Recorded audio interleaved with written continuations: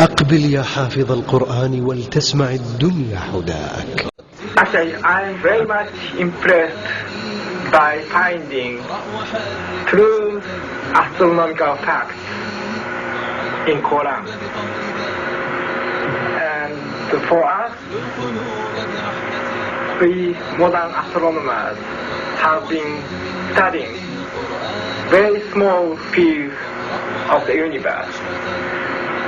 We concentrated our efforts for understanding of very small parts, because by using telescope we can see only a very few parts of the sky without thinking whole the universe. So by reading Quran and by answering to your questions,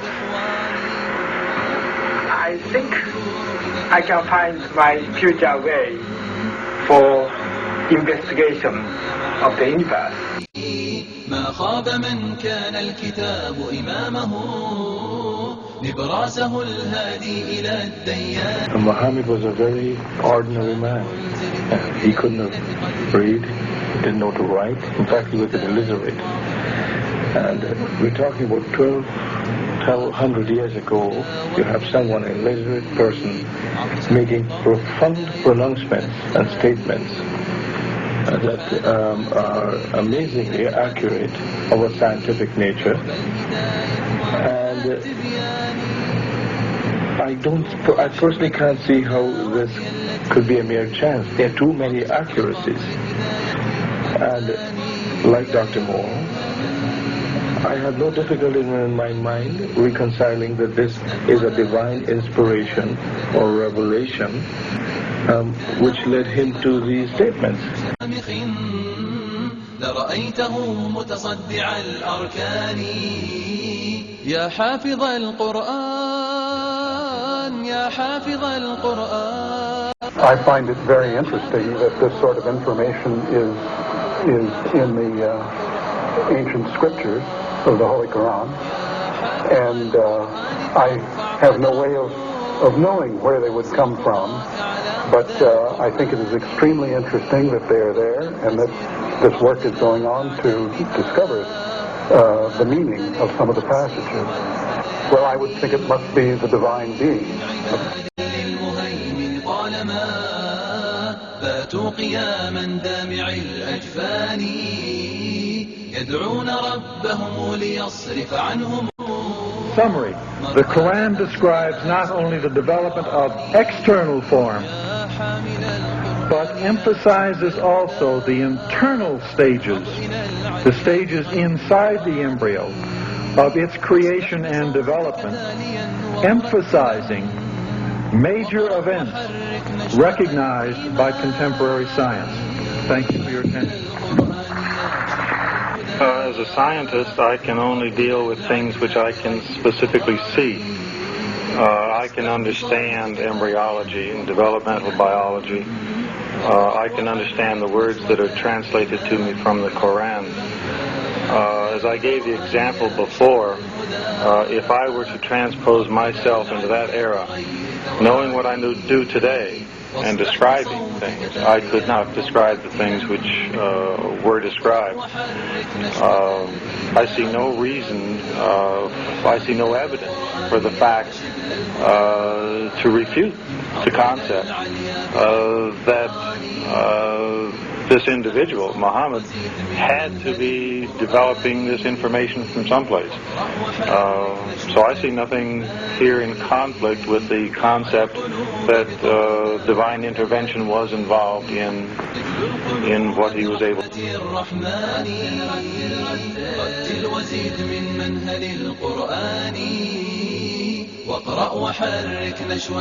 In a relatively few ayah is contained a rather comprehensive description of human development from the time of commingling of the gametes through organogenesis.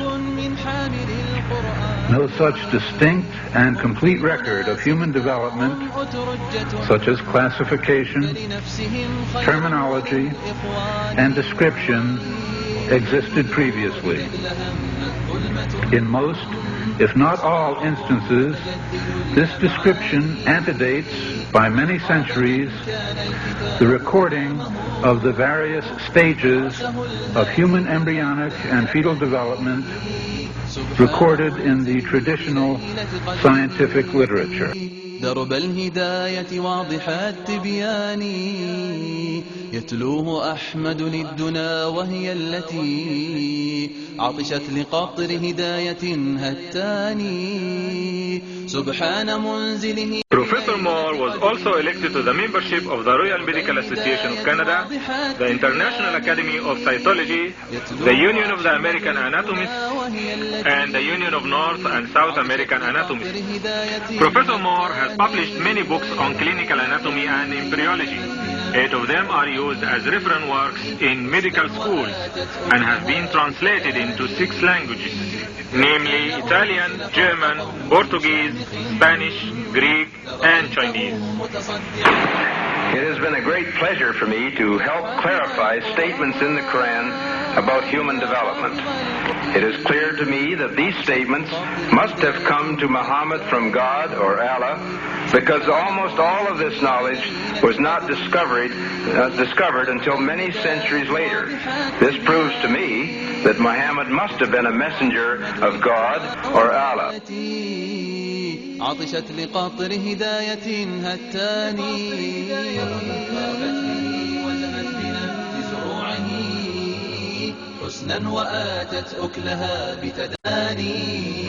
It follows, I think, that not only is there no conflict between genetics and religion, but in fact religion has guided science by adding revelation to some of the traditional scientific approaches. That there exist statements in the Quran shown centuries later to be valid would support knowledge in the Quran having been derived from God. Thank you very much.